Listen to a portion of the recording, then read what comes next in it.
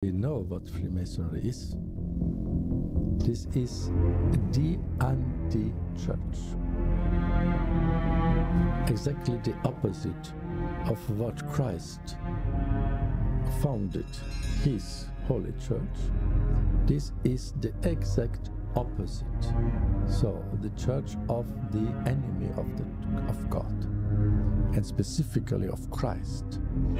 The most efficient means in strategy to damage, to harm your enemy is to penetrate inside this.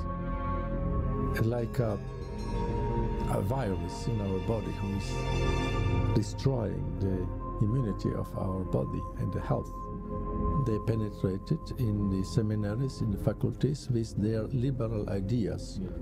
And this is the relativism. There is no stable and immutable truth. This is the core of Freemasonic ideology. Olha só, eu quero falar sobre essa inclusão e sobre esse acolhimento da maçonaria aos evangélicos. Tem um monte de perguntas, mas eu vou focar nisso, senão não vai dar tempo mesmo de eu fazer tudo. Então vamos lá para o seletivo. Como é que é esse acolhimento? Vamos lá. Veja bem, nós tivemos na história da inserção do protestantismo no Brasil, inicialmente 3 grandes momentos. O primeiro, 1555, com a chegada dos franceses aqui na Baía da Guanabara e os holandeses no 1630 no Recife. Algo na época da colonização. Depois, em 1823, que chegam os imigrantes alemães, a igreja luterana, etc. e tal. Mas o protestantismo que se insere no Brasil, que permanece, é o que chega a partir de 1850.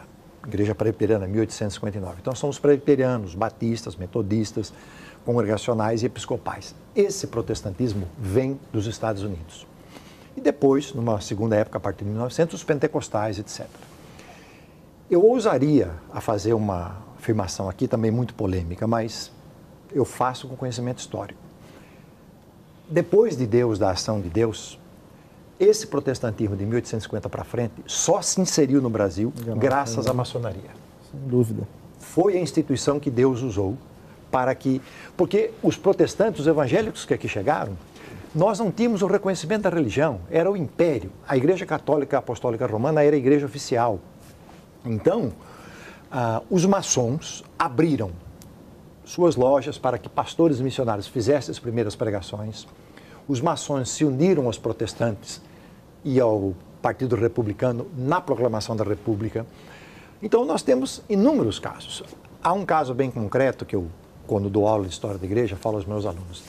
Perto da cidade de Campinas, São Paulo, há uma cidade chamada Americana e logo do lado uma cidade chamada Santa Bárbara do Oeste.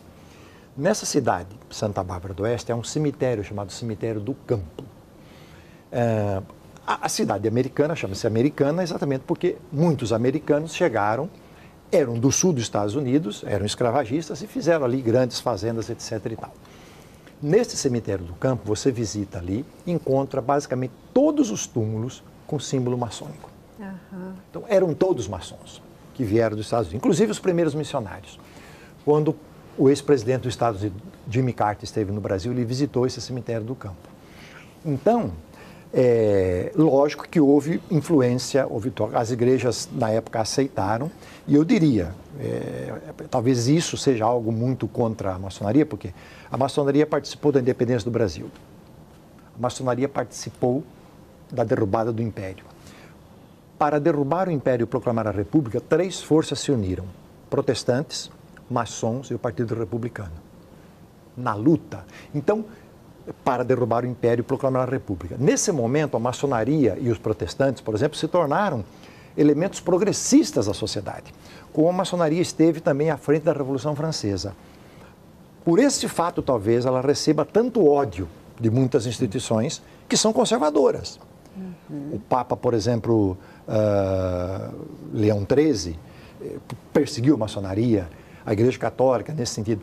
Exatamente as estruturas mais conservadoras da sociedade ou religiosas acabam vendo na maçonaria esse elemento que era muito progressista, não sei se hoje ainda é, esse elemento perigoso. E aí criticam.